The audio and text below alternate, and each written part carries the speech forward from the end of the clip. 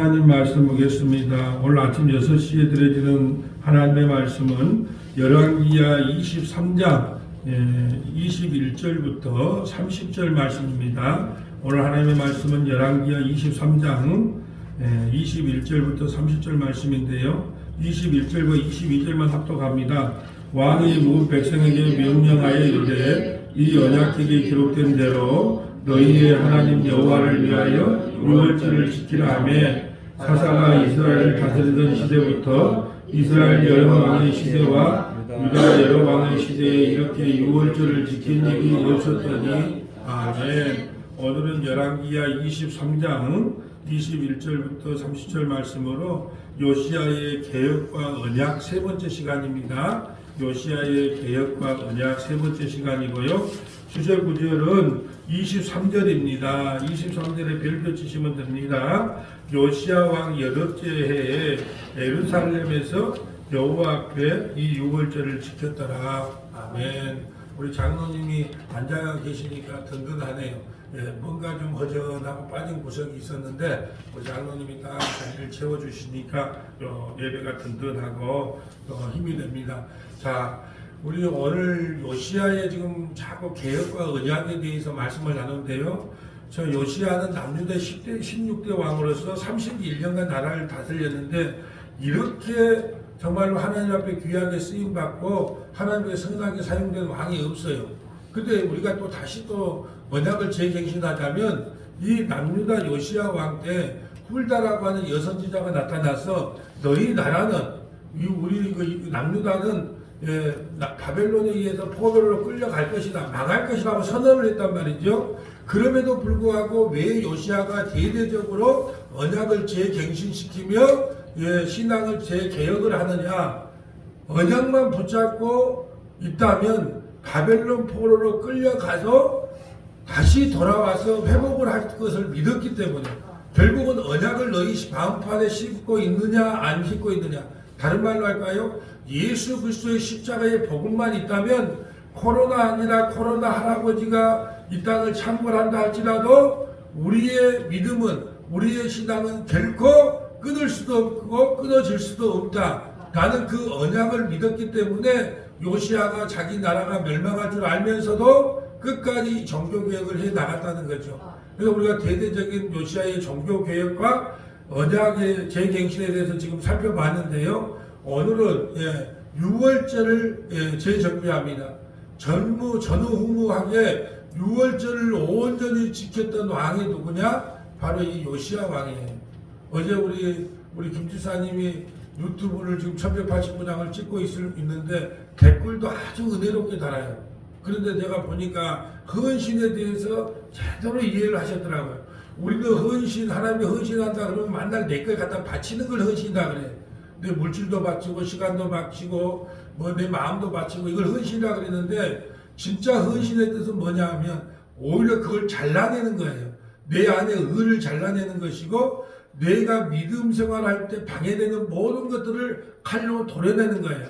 그래서 레위 지파가 나서서 자기 아들도 죽이고 자기 형제도 죽이고, 그런데 죽일 때 어떤 마음으로 죽였을까요? 웃으면서 죽였을까요? 피눈물을 흘리면서 죽였을까요? 자기 육체적으로는 피눈물을 흘리면서 잘라냈다니까요. 그걸 하나님께서 뭘로 봤다? 헌신으로 봤단 말이죠. 우리가 하나님의 약속을 붙잡고 나갈 때 방해되는 모든 것들을 끊으면서 나가는 것, 이걸 참 헌신이라 그래요. 이 헌신이 쉽겠습니까? 만날 우리는요, 일반 교회 가면 헌신 예배 드린다, 예전도에 헌신 예배 드립니다, 남전도에 헌신 예배 드립니다 하고 다른 교회 목사님 모셔다가 설교하고 헌신을 강조하면서 헌금을 걷어요. 그래서 그 목사님 또 강사료도 드리고 나머지 것도 나머지 어려운 교회도 도와주기도 해요. 그게 헌신 아니에요. 헌신이라는 게 뭐냐? 내 안에 갖고 있는 모든 걸 끊어내는 거예요. 우리가 뭐예요? 내 안에 갖고 있는 피눈물 나고 끊어낼 게 뭐예요? 때로는 자식도 끊어내야 되고, 때로는 피 같은 돈도 끊어내야 되고, 때로는 돈 같은 명예도 끊어내야 되고, 때로는 뭐 내가 투자해놓던 어떤 것도 끊어내야 되고, 주님의 언약을 붙잡고 살아가는데 방해되는 모든 것들을 끊어내며 나가는 인생을 뭐다? 헌신이라 하는 거예요. 헌신. 그러니까 앞으로 여러분께서 하나님께 헌신한다 말할 때 뭐 11조 내고 교회 헌신 그 청소하고 식당 봉사하고 나 하나님 앞에 참 헌신 많이 했지요. 예. 그것도 물론 마르다의 헌신일 수 있지만 진짜 헌신은 뭐냐? 주의 복음을 붙잡고 나가는 때 그 길을 회방하고 방해하는 것이 있다면 피눈물을 흘리면서 끊어내고 앞으로 나갈 때 하나님께서 그것을 너 참 나에게 헌신했구나 라고 하는 거예요. 어제 배운 게 그거잖아요. 그럼 방자가 뭡니까? 예수님을 믿지 아니하고 우리가 다른 걸 믿는 거죠. 돈을 믿는다거나 자식을 믿는다거나 아내나 남편을 믿는다거나 심지어는 교회 성도들을 믿고 산다거나 이런 모든 것이 다 방자하게 행한 거예요. 그러니까 우리 인생이 방자하게 행하고 신앙생활 하는지 헌신적으로 신앙생활 하는지 오늘 요시아의 개혁을 통하여 우리가 한번 살펴보려고 합니다. 특별히 6월절이 뭔지를 신약을 상태로 한번 살펴보기를 원합니다. 자, 21절 한번 볼까요? 21절. 왕이 무백성에게 명령하여 이르되 이 언약책에 기록된 대로 너희의 하나님 여호와를 위하여 6월절을 지키라 하며. 자, 이 왕이 율법책을 성전을 청소하다가 율법책을 발견했는데 오늘은 뭐라고 말합니까? 언약책이라 그래요. 약속의 책이라 그럽니다. 이 언약책이 왜 약속의 책인가요? 이 율법을 온전히 깨닫고 나면 누구를 만나게 돼요? 이 보라 세상체를 지고 가는 하나님의 어린 양을 만나게 됩니다. 왜요? 이 율법을 통해서 우리나라가 얼마나 큰 죄를 짓고 있는지, 그리고 내 자신이 얼마나 하나님 앞에 범죄한 인간인지 상급을 받아 마땅할 죄인이 아니라 저주와 심판을 받아 마땅해요. 그러니까 우리가 다 구원을 받을 때 당당한 구원을 받아요? 부끄러운 구원을 받아요? 어떤 목사님들은 당당한 구원을 받대요. 어떻게 해야 당당한 구원을 받습니까? 전도 천명을 하고 뭐 예배당을 건축하면 당당한 구원을 받는 거예요? 아니에요. 당당한 구원을 받는다고 자꾸 말하니까 하늘에 가면 상급이 있다고, 상급이 차등적으로 주어진다고 자꾸 생각하는 거예요, 성도들이. 우리는 가까스로 부끄러운 길은 어떻게 구원하나요? 천국에 들어가서 아이고 주님 부끄럽습니다. 예수님의 피가 아니었으면 내가 어찌게 구원받았겠습니까? 하고 부끄럽게 구원받는 것이 성도의 삶이지. 당당하게 내가 천명을 전도했으니까, 내가 예배당을 이렇게 크게 건축했으니까, 내가 저 북녘 땅과 중국 땅과 러시아 땅까지 가서 복음을 전했으니까 나는 상급을 크게 받아야 마땅합니다. 이렇게 하겠어요? 그러니까 상급 차등론에 대해서 오해를 하고 있는 거예요. 뭐예요?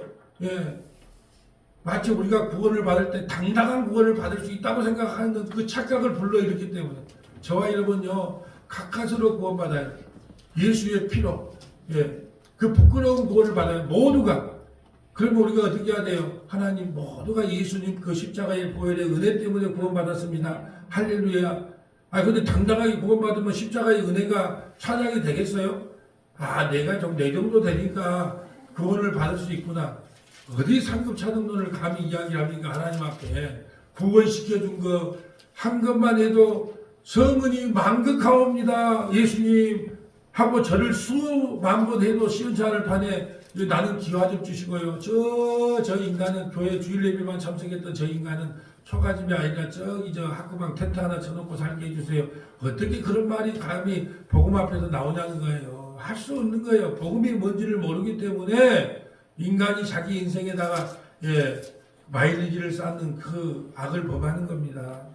자, 6월절을 지켜요. 2절에 사사가 이스라엘을 다스리던 시대부터 이스라엘 여러 왕의 시대까지. 그럼 사사가 어디예요? 사사기 나오죠. 사사기. 그 사사시대 사사기 때부터 오늘날까지 이 요시야 왕까지 6월절을 온전히 지키는 왕이 있었다 없었다. 6월절이 이스라엘의 탄생의 근본이에요. 가장 핵심이고 중요한 절기인데 그 6월절조차도 무시하고 살았다. 사사가 이스라엘을 다스리는 시대부터 이스라엘 여러 왕의 시대와 유다 여러 왕의 시대 이렇게 6월절을 지킨 일이 없었다. 요시야 왕이요 대대로 6월절을 지켰단 말이야. 요시야 왕 18째 해에 예루살렘에서 여호와 앞에 이 6월절을 지키고, 그러면 요시야가 몇 살에 등극해요? 8살. 8 더하기 18, 18. 몇 살이에요? 8 더하기 18하면 26살. 그 26살에 종교개혁을 했어요. 근데 사실은 이 30대까지밖에 못 살아 요시야. 예. 예, 참 이렇게 우리 생각에는 이렇게 개혁을 많이 하고 선한 왕이면 좋을 건데 또 이 또 요시야도 흠이 있어. 그러니까 아무리 선한 왕이라도 하나님 앞에 온전한 사람은 없어. 괜히 너무 전투에 참가했다가 30대에 죽음을 당해. 애굽하고 저기 바벨론하고 전투하거든요. 아수르는 이때 이제 좀 쇠퇴하고 쉬는 각오로 바벨론이 떠올라요. 바벨론이 떠올라야 남유다가 포로로 끌려가서 하나님의 약속이 온전히 이루어지는데 하나님의 약속이 이루어지는 걸 방해를 한다니까요. 애굽의 군대하고 바벨론하고 싸우려고 한판 붙으려고 야 길만 좀 열어주라. 애굽 군대가 그러거든. 야 너 길만 좀 터주라. 일본이 우리에게 쳐들어와서 뭐라 그랬어요? 길만 좀 쳐주라. 너희를 정복하려는 게 아니고 저 중국 땅으로 넘어가려고 하니 길만 좀 터주라. 이런 것처럼 길만 좀 터주라 그랬는데 이 요시야 왕이 괜히 전투에 나가고 30대에 그냥 죽음을 당해. 애꿎은 전쟁에 나가서 전쟁에 안 나가야 되는 건데 길만 터주면 됐어요.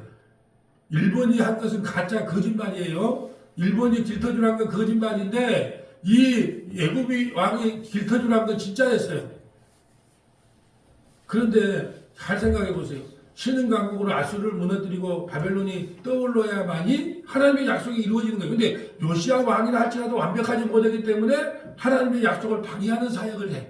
그러다가 이제 죽음을 당해. 이 아까운 왕이. 근데 26살에 6월절을 이제 시작을 하죠. 6월절이 무슨 절기입니까? 6월절은요, 얼마나 중요한가. 모든 날짜에, 이스라엘의 날짜의 첫 번째 날짜로 날짜까지 바뀌어버려요. 첫 달력을 그냥 2월달로 바꿔버린 거예요. 6월절 행사를. 그래서 1월 14일이 6월절인데 6월절은 찾아보지는 않겠어요. 자, 출애굽기 12장이 6월절이 나오는 말이에요. 출애굽기 11장이 뭐라고 합니까? 10가지 재앙 중에 마지막 10가지 재앙을 하나님께서 내리는데 자, 모든 장자는 다 죽는다. 그런데 그 어린 양의 피를 바르는 집은 살아난다. 그러니까 그 전날 밤에 그날에 뭐 살인을 했든 싸웠든 뭐 사기를 쳤든 상관하지도 않아. 그리고 어디 자기 집이든 학교든 노인정이든 다 들어가서 어린 양의 피를 문설주와 문인방에 그냥 바르라만 놓으면 죽음의 사자가 왔다가 패스오버 6월 한다는 거야. 6월 패스오버. 여기는 어린 양의 피가 발려져 있네. 그래도 구원을 받은 그 절기가 6월절이에요. 이 6월절을 절기로 모든 기준점이 되는 게 절기예요.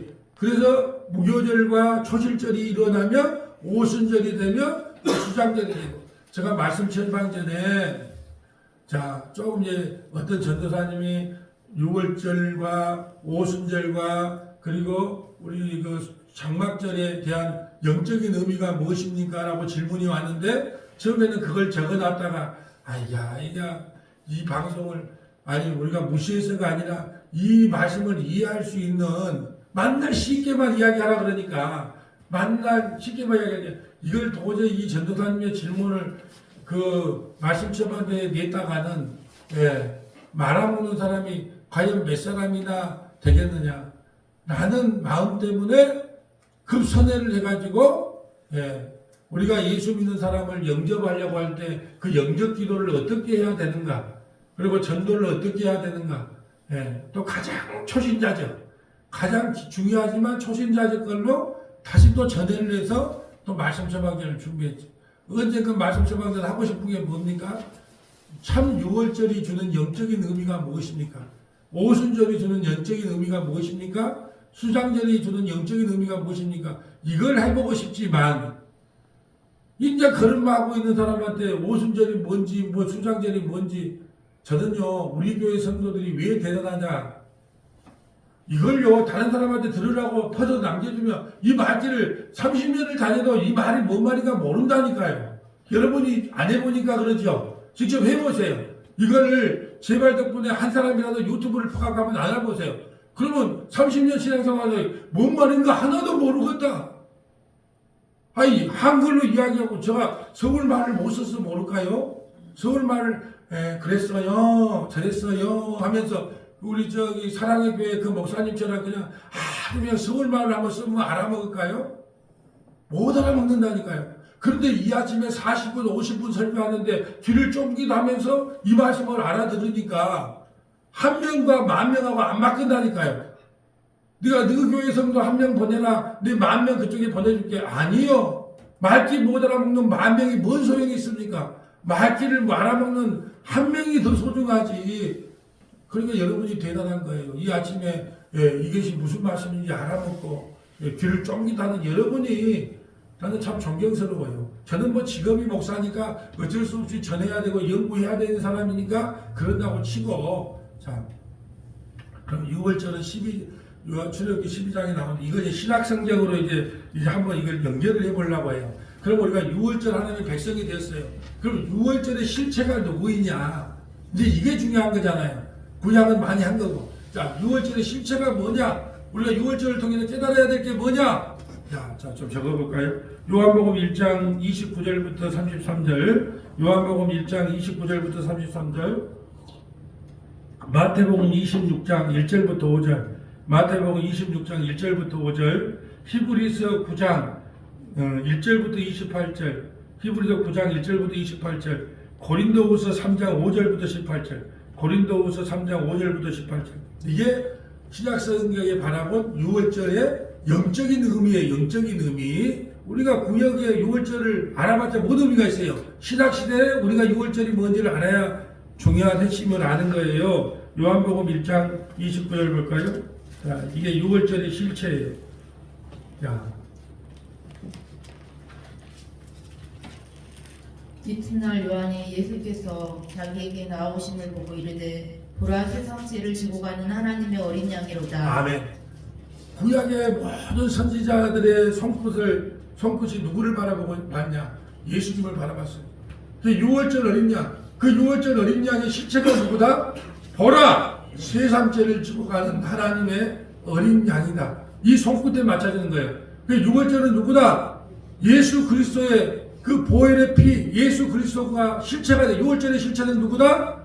예수 그리스도가 되시는구나 라는 거예요. 내가 전에 말하기를 내 뒤에 오는 사람이 있는데 나보다 앞선 것은 그가 나보다 먼저 계심이라 한 것이 이 사람을 가리킴이라. 자, 세례요한보다 6개월이 먼저 태어났어요.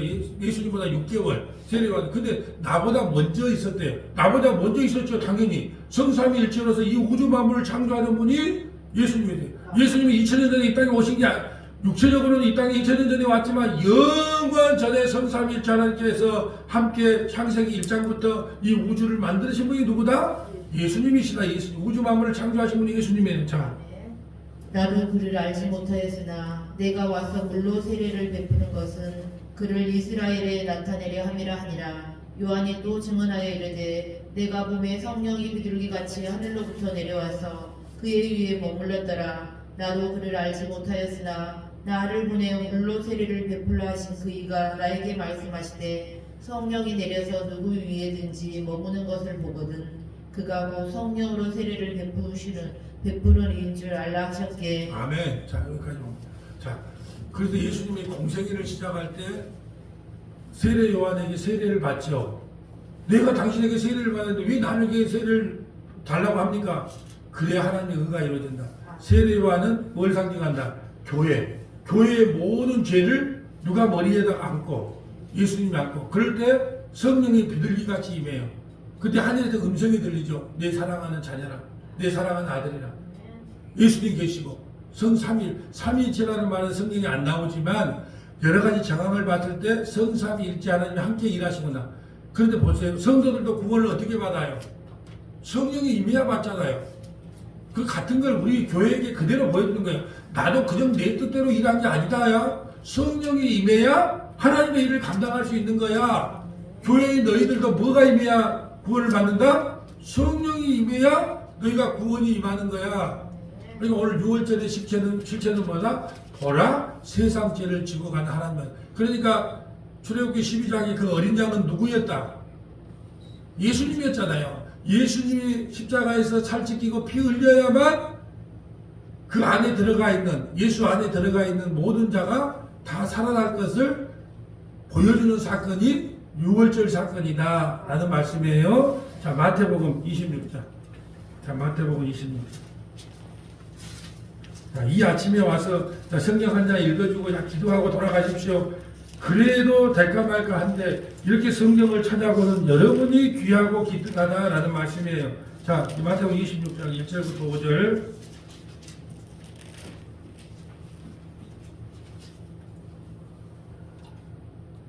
예수께서 이 말씀을 다 마치시고 제자들에게 이르시되 너희가 아는 바와 같이 이틀이 지나면 유월절이라 인자가 십자가에 못 박히기 위하여 팔리리라 하시더라. 그때 대제사장들과 백성의 장로들이 가야바라 하는 대제사장의 간정에 모여 예수를 흉계로 잡아 죽이려고 의논하되 말하기를 밀란이 날까 하노니 명절에는 하지 말자 하더라. 아멘. 보세요.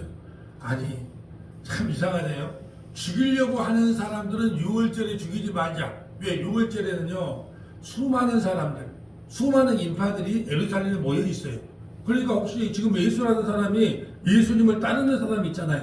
오늘날로 보면 뭐 좌파 우파 나눠가지고 탄핵을 하자, 탄핵을 반대한다는 사람이 있었잖아요.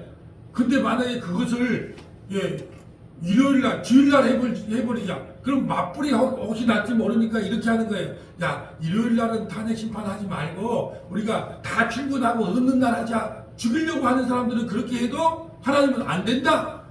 오늘 죽고자 하는 사람이 6월절에 죽기를 원했단 말이죠. 아니, 죽이려고 한 사람들은 6월절에 죽이지 말자 그래놓는데 죽고자 하는 사람들은 나는 6월절에 죽어야 된다. 나는 6월절에 어린 양이기 때문에 6월절에 죽어야 된다. 누구 말대로 됐습니까? 예수님 죽고자 하는 사람의 뜻대로 됐어요. 너무 놀리지 않아요? 아니 6월절에는 밀란이 일어나니까 대제사장과 서기관과 로마의 군인들이 죽이지 말자. 혹시 밀란 일어나면 골치 아프니까. 그런데 죽고자 하는 사람은 아니다.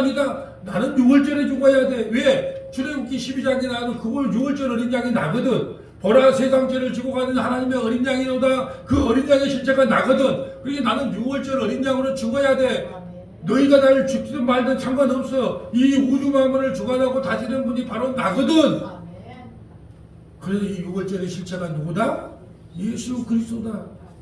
그 6월절의 실체가 예수 그리스도인데 예수 그리스도께서 이 땅에 오셔서 6월절 어린 양에 대해서 어떻게 무슨 일을 하셨는가가 히브리서 9장 1절부터 28절이에요. 히브리서 9장 1절부터 28절. 길지만 그냥 예수님 6월절 어린 양 예수님이 이 땅에 오셔서 하신 일을 쭉 한번 읽어봅시다. 자, 첫 언약에도 섬기는 예법과 세상에 속한 성소가 있더라. 예비한 첫 장막이 있고 그 안에 등잔대와 상갈 진설병이 있으니 이는 성소라 일컫고 또 둘째 희장새에 있는 장막을 지성소라 일컫나니 금향로와 사면을 금으로 싼 언약궤가 있고 그 안에 만나를 담은 금 항아리와 아론의 쌍난 지팡이와 언약의 돌판이 있고. 아멘. 우리 다 아는 내용이에요. 이거 출애굽기에서 공부했잖아요. 예, 그 안에 뭐 있어요? 예, 향단이 뭔지, 또 촛대가 뭔지, 떡상이 뭔지, 우리는 이게 의미하는 거가 뭔지를 다 배웠어요. 말씀과 기도와 성령의 인도함이라 그랬어요. 그래야만이 어디로 들어갈 수 있다? 지성소 안으로 들어갈 수 있다. 지성소 안에는 뭐가 있다? 언약궤, 시은자라고 하는 그 언약궤가 있어요. 7월 10일날 대속죄일날 대제사장이 피를 가지고 그거를 뿌림으로 이스라엘의 모든 죄가 용서받는 날이 7월 10일이다. 그걸 지금 그대로 그게 출애굽기와 레위기의 해설판이 바로 히브리서예요. 이걸 연결해서 읽어야 돼. 이걸 통전적으로 읽는다라는 말씀이에요. 자, 계속 읽어주세요. 그 위에 속죄소를 덮는 영광의 그룹들이 있으니 이것들에 관하여는 이제 낱낱이 말할 수 없노라. 이 모든 것을 이같이 예비하였으니 제사장들이 항상 첫 장막에 들어가 섬기는 예식을 향하고 오직 둘째 장막은 대제사장이 홀로 1년에 한 번 들어가되 자기와 백성의 허물을 위하여 드리는 피 없이는 아니하나니 성령이 이로써 보이신 것은 첫 장막이 서 있을 동안에는 성소에 들어가는 길이 아직 나타나지 아니한 것이라. 이 장막은 현재까지의 비유니 이에 따라 드리는 예물과 제사는 섬기는 자를 그 양심상 온전하게 할 수 없나니 이런 것은 먹고 마시는 것과 여러 가지 씻는 것과 함께 육체의 예법일 뿐이며 계획할 때까지 맡겨둔 것이라. 구약의 제사장들도 불안하잖아요. 그러니까 자기도 먼저 죄 용서함을 받고 그 언약 지성도 안에 1년에 한 번 들어가는데 허리에다가 방울하고 줄을 매단다 그랬어요. 왜요? 그거 안 받아주면 그 자리에서 죽어요. 온전치 못하니까. 그러니까 이들도 개혁할 때까지. 그러니까 지금은 6월절 지킬 필요가 있다 없다? 없죠. 왜요? 지금은 양잡고 소잡을 필요가 있다 없다? 없어요. 구약의 절기를 지킬 필요가 있다 없다?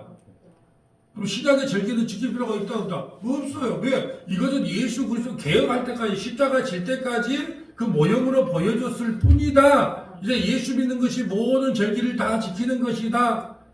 예. 우리 권사님이 이 댓글을 어떤 목사님이 요즘 부활절 고난주가 부활절이 다가온다고 고난주가 아니니까 우리가 거룩하게 이렇게 하고 이렇게 부활절을 부활해야 된다고 이렇게 문자가 왔대 어떤 목사님한테. 그래서 목사님 제가 이렇게 답변했어요. 목사님 모든 주일이 고난주가 아니고 모든 주일이 부활주일이야 되지 않습니까? 한 날이 그날보다 더하고 더 좋게 보면 그것이 잘못된 신앙 아니겠습니까? 그러면 골로새서 1장에 2장 16절 17절 날과 달과 절기가 이제 그리스도 안에서 완성됐다는 걸 보내줬다고 나한테 그 문자를 캡처해서 보내줬는데 정확하게 본 거예요. 제가 말씀드릴게요. 우리가 고난주가 고난주일 부활절 이렇게 하는데 저는 그런 절기를 별로 왜요? 예수 그리스도 안에서 모든 게 완성됐기 때문에 우리가 매 주일이 고난주가 아니고 매 주일이 부활주일이에요. 근데 왜 부활절이 지킨다고요?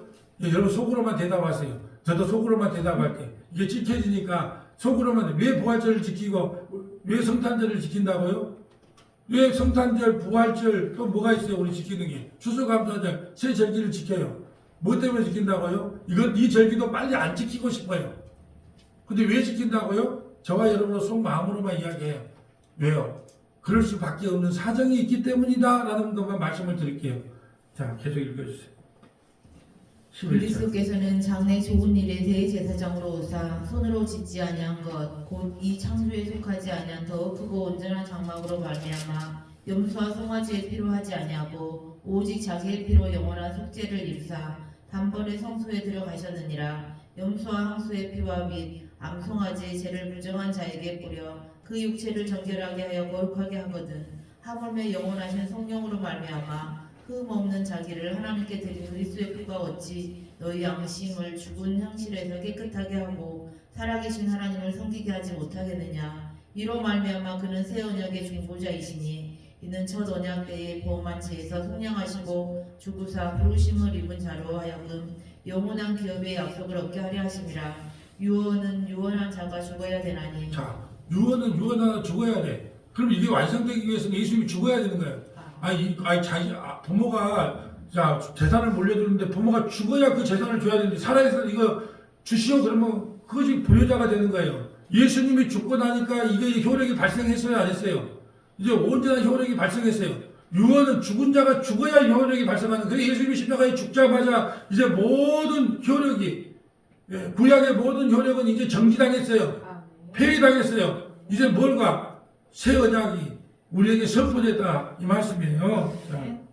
유언은 유언한 자가 죽어야 되나니 유언은 그 사람이 죽은 후에야 유효한즉 유언한 자가 살아있는 동안에는 효력이 없느니라. 이러므로 첫 언약도 피 없이 세운 것이 아니니. 자, 예수님이 이 땅에 오셨어요. 그리고 공생애를 사셨어요. 근데 언제부터가 우리가 온전한 신약이라고 말씀드렸어요? 우리가 그러잖아요. 유언은 그 사람이 죽은 후에 효력이 있어. 그게 마태복음 1장 1절이 신약이 아니에요. 마태복음 27장 51절에 십자가에 죽으시고 휘장이 위에서부터 아래로 깔라졌다. 그날 이후로부터가 신약 시대예요. 그러니까 아까 우리 이 말하고 연결해 보세요. 유언은 그 사람이 죽은 후에 유효한지 유언한 자가 살아있을 동안은 효력이 없다. 그러니까 예수님도 그 절기 때 예루살렘 성전에 올라가신 이유가 거기 있어요. 아직까지 신약을 온전히 이루지 못했거든요. 십자가에 죽어야만이. 그리고 휘장이 딱 찢어질 때 마태복음 27장 51절에 휘장이 위에서부터 아래로 찢어짐으로 그때서 이제 신약이 이루어지는 거예요. 근데 우리가 어떤 뭘 설명할 때 예수님도 신약 시대에 이거 했지 않느냐 저거 했지 않느냐 무식의 소치입니다. 아니에요. 마태복음 27장 51절 이후로가 진정한 교회 시대며 신앙의 시대가 되는 거예요. 진짜 교회 시대는 사실은 성령을 받거나, 그래서 제가 교회가 신앙생활을 어디에다가 초점을 둬야 되냐, 사도행전부터 요한계시록이 성령과도 우리가 교회이기 때문에 진짜 신앙생활은 요한계시록 아니 사도행전부터 요한계시록과를 기준 삼아서 우리가 교회 신앙생활을 해 나가야 마땅하다고 제가 말씀을 드리는 거예요. 아멘. 자, 읽어주세요. 이러므로 첫 언약도 피 없이 세운 것이 아니니 모세가 율법대로 모든 계명을 온 백성에게 말한 후에 송아지와 염소의 피 및 물과 붉은 양털과 우슬줄을 취하여 그 두루마기와 온 백성에게 뿌리며 이르되 이는 하나님이 너희에게 명하신 언약의 피라 하고 또한 이와 같이 피를 장막과 섬기는 일에 쓰는 모든 그릇에 뿌렸느니라. 율법을 따라 거의 모든 물건이 피로써 정결하게 되나니 피 흘림이 없은즉 사함이 없느니라. 그러므로 하늘에 있는 것들의 모형은 이런 것들로서 정결하게 할 필요가 있었으나 하늘에 있는 그것들은 이런 것들보다 더 좋은 제물로 할지니라. 그리스도께서는 참 것의 그림자인 손으로 만든 성소에 들어가지 아니하시고 바로 그 하늘에 들어가사 어제 우리를 위하여 이제 우리를 위하여 하나님 앞에 나타나시고 대제사장이 해마다 다른 것의 피로써 성소에 들어가는 것 같이 자주 자기를 드리려고 아니하실지니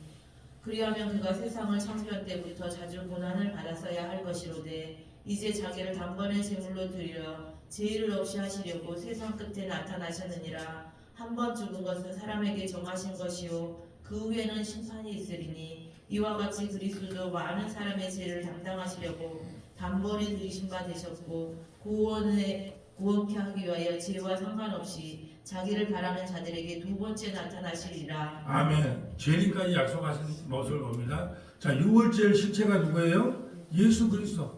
그분이 십자가에서 단번에 죽으심으로 말미암아 이제는 모든 우리의 허물과 죄와 모든 것이 다 사함받고 용서받았다.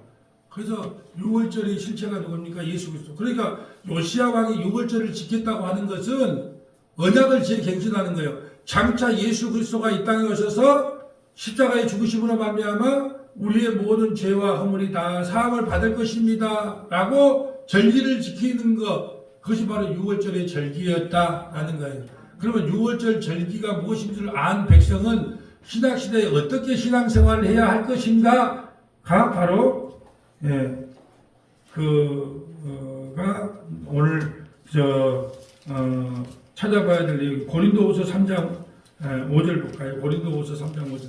자, 그렇구나. 우리가 6월절 어린 양이 우리의 모든 죄와 허물을 다 구원하셨구나. 그러면 우리가 이 땅에 어떻게 신앙생활을 해야 되는가? 그 언약시대 그 6월절 실체로 오신 예수님을 믿는 이 시대는 어떻게 신앙생활을 해야 되는가? 고린도후서 3장 5절. 우리가 무슨 일이든지 우리에게서 난 것 같이 스스로 만족할 것이 아니니 우리의 만족은 오직 하나님으로부터 나느니라. 그가 또한 우리를 새 언약의 일꾼 되기에 만족하게 하셨으니 율법 조문으로 하지 아니하고 오직 영으로 함이니 율법 조문은 죽이는 것이요 영은 살리는 것이니라. 자, 보세요. 우리가 이제 신앙생활을 어떻게 하라 그래요? 율법으로 하라 그래요? 성령의 인도함을 따라 하라 그럽니까? 다 율법, 그 뭐예요? 자, 권사님 어제 성경 몇 장 읽었어요? 기도 몇 분 했어요? 전도 몇 명 했어요? 이게 다 무슨 법 아닙니까? 법. 그러니까 저하고 자꾸 적용을 해달라는 어떤 분이 있어요. 그럼 목사님은 적용 좀 해주세요. 아니, 적용을 하려면 그 법을 다시 만들어 달라는 거예요. 적용이 없어요. 그래서 각자 성령께서 주신 감동대로 그냥 여러분 신앙생활 하시면 돼요. 뭐 첫째, 돈을 사랑하지 맙시다. 아니, 돈을 사랑하지 말라고 지금까지 20년을 외쳤는데도 돈 사랑하지 않는 사람이 한 명도 없는데 무슨 적용을 합니까? 그래, 지금은 율법을 다시 만들어주면 안 돼요. 율법적이면 죽이는 것이에요. 이거 해라 말라 죽이는 것이에요. 이제 성령의 인도함을 따라 신앙생활 하면 돼요. 근데 우리 자꾸 법을 만들어 달래. 자꾸 적용이 뭐예요? 법 아닙니까? 법. 자,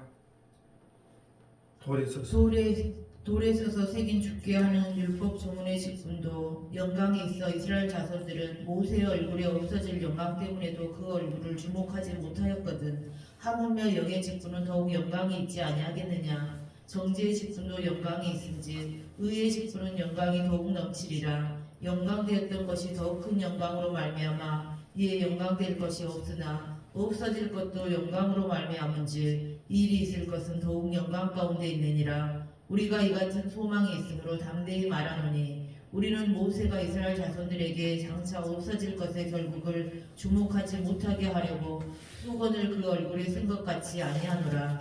그러나 그들의 마음이 완고하여 오늘까지도 구약을 읽을 때 그 수건이 벗겨지지 아니하고 있으니 그 수건은 그리스도 안에서 없어질 것이다. 자, 아직까지 성경을 읽을 때 구약을 신약으로, 옛언약을 새언약으로 해석을 하지 못한다는 거예요.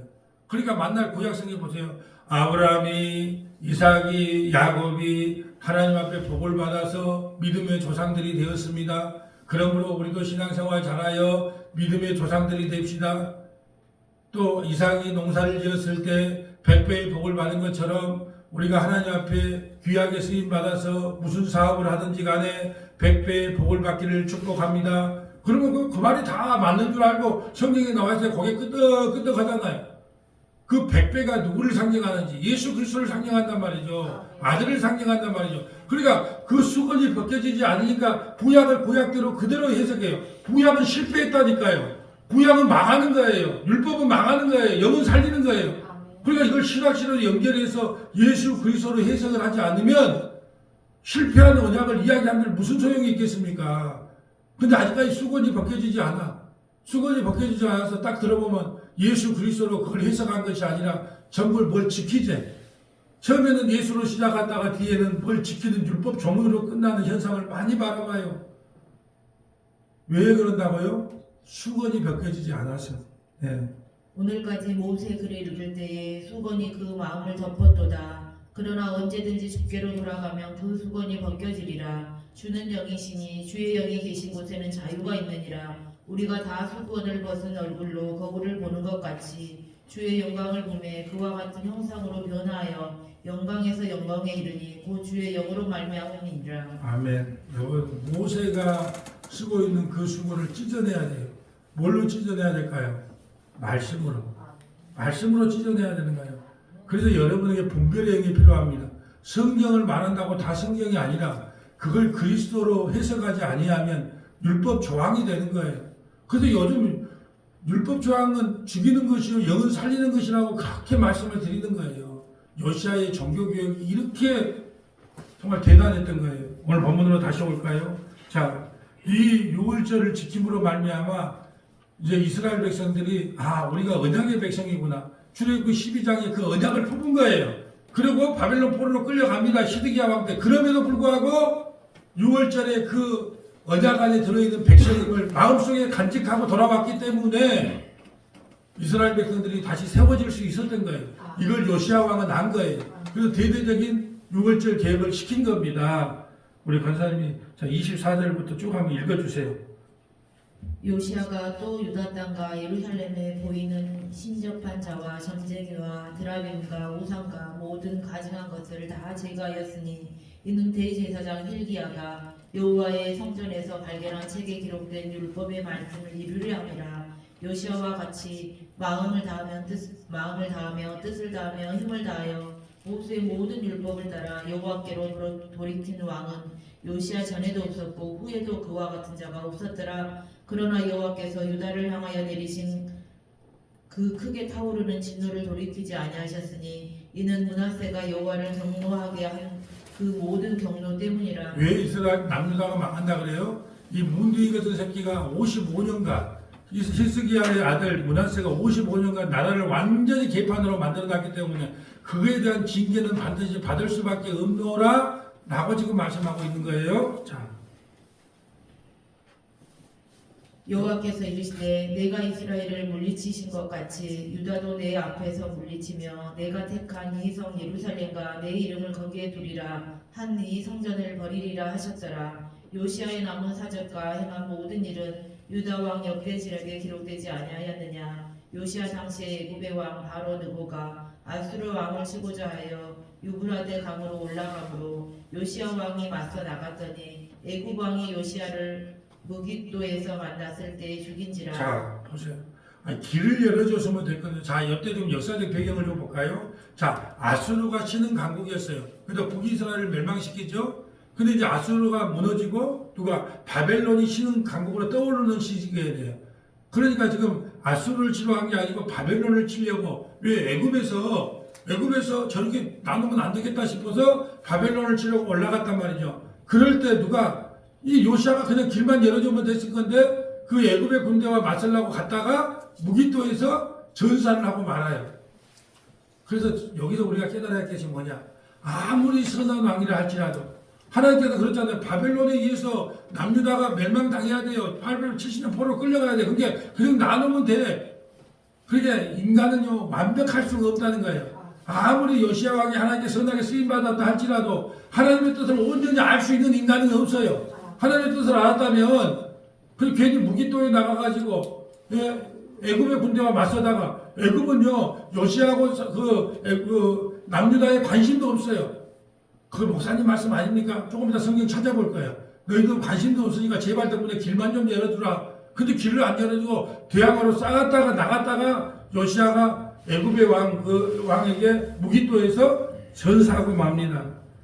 신복들이 그의 시체를 병거에 싣고 무기토에서 예루살렘으로 돌아와 그의 무덤에 장사하니 백성들이 요시아의 아들 여호아스를 데려다가 그에게 기름을 붓고 그의 아버지를 대신하여 왕으로 삼았더라. 아멘. 네, 남유다 이제 17대 왕이 여호야스가 왕이 되지요. 자, 그렇다면 자 한번 그 말이 한번 맞는지 한번 찾아볼까요? 자, 우리가 자 역대하 35장 20절부터 29절까지 한번 볼까요? 역대하 35장 20절부터 29절 역대하 35장으로 가볼까요? 역대하고 연결해서 성경을 읽으면 성경이 더 선명하게 보입니다. 역대하 35장 역대하 35장 20절 이 모든 일 후 곧 요시아가 성전을 정돈하기를 마친 후에 애굽 왕 느보가 유브라데 강가에 갈그미스를 치러 올라왔으므로 요시아가 나가서 방비하였더니. 자, 이 갈그미스 전쟁이 아주 유명한 전쟁이에요. 이걸 통해서 세계의 역사가 바뀝니다. 갈그미스 전쟁에서. 갈그미스 전쟁에서 애굽하고 누구야? 저 바벨론하고 한판 붙어요. 그때 바벨론이 승리합니다. 그러면서 신흥 대강국으로 떠오르죠. 이 갈그미스 전투에서. 실제 역사적인 사건이에요. 이 갈그미스 전투에서 떠올라요. 이 갈그미스 전투 후에 바벨론을 누가 멸망시킨다고요?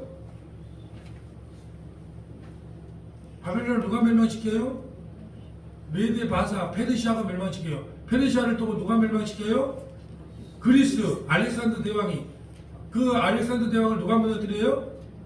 로마를 누가 영적으로 무너뜨립니까? 예수님이 돌이 되어서. 이게 다니엘서에 나오는 말인 게 다니엘서가 하나도 어려운 게 아니에요. 그냥 어떤 나라를 상징하는구나 하고 이 모든 나라가 다 짐승의 나라를 설명하면 다니엘서가 아주 해석이 쉬워요.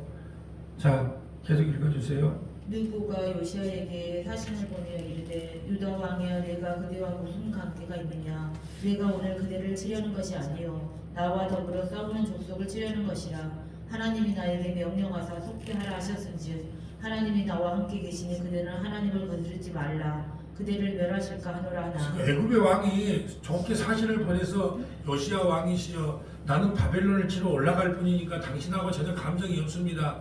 이건 하나님이 시키는 일이니까 자리만 터주세요. 이렇게 정중하게 보냈어요. 근데 요시아 왕이 왜 전쟁에 올라갔을까요? 내가 이렇게 많은 계획을 했기 때문에 하나님께서 이 싸움터에 나가서 이것도 승리하게 할 거라고 하는 교만의 마음이 저는 있었다고 봐요. 전후무하게 이렇게 내가 계획을 했으니까 하나님께서 나에게 힘을 실어주실 것이다. 그러므로 애굽에 가고 그 전쟁터에 나갔다니까요. 애굽이 나가고 이제 30대에 죽어요. 자, 요시아가 몸을 돌이켜 떠나기를 싫어하고 오히려 변장하고 그와 싸우고자 하여 하나님의 입에서 나온 느보의 말을 듣지 아니하고 무기또 골짜기에서 이르러 싸울 때에. 자, 변장을 했다는 것은 좀 찝찝했다는 거 아니에요? 자기가 당당했으면 변장하지 않아요. 아합이 죽을 때 그렇게 하잖아요. 자기가 병사처럼 변장을 했지만 우연히 쏜 화살에 죽었잖아요. 아합이. 그러니까 이게 변장했다는 것도 혹시 하나님의 뜻이 아닐까? 그랬으면 찝찝하면 안 가면 돼. 근데 찝찝하게 옷까지 갈아입고 전쟁터에 나가서 애굽에게 무기또에서 죽음을 당해요. 요시아가. 자, 활 쏘는 자가 요시아 왕을 쏜지라 왕이 그의 신하들에게 이르되 내가 중상을 입었으니 나를 도와 나가게 하라 그 부하들이 그를 병거에서 내리게 하고 그의 버금 병거에 태워 예루살렘에 이른 후에 그가 죽으니 그의 조상들의 묘실에 장사되니라.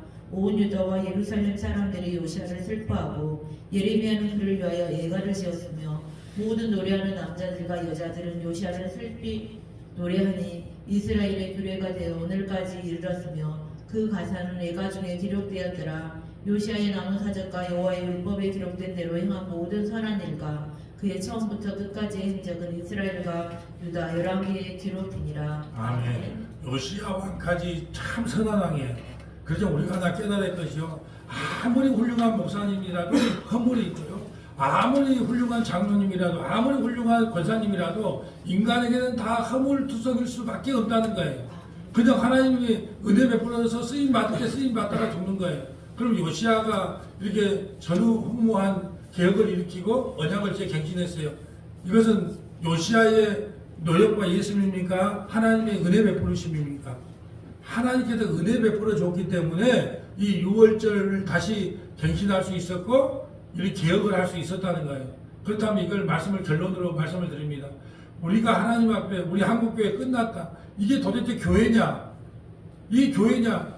이렇게 할 수 있지만 하나님께서 그 은혜의 마음을 다시 한국교회에 부어주신다면 한국교회가 말씀 중심으로 다시 돌아오리라 저는 믿어요. 한국교회가 붙잡아야 될 게 오직 성령, 오직 은혜, 오직 믿음이에요.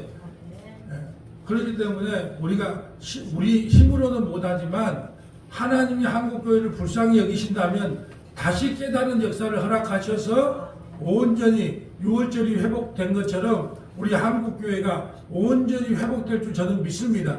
그 은혜를 붙잡고 끝까지 승리하는 저와 여러분 되시기를 주님의 이름으로 소원합니다.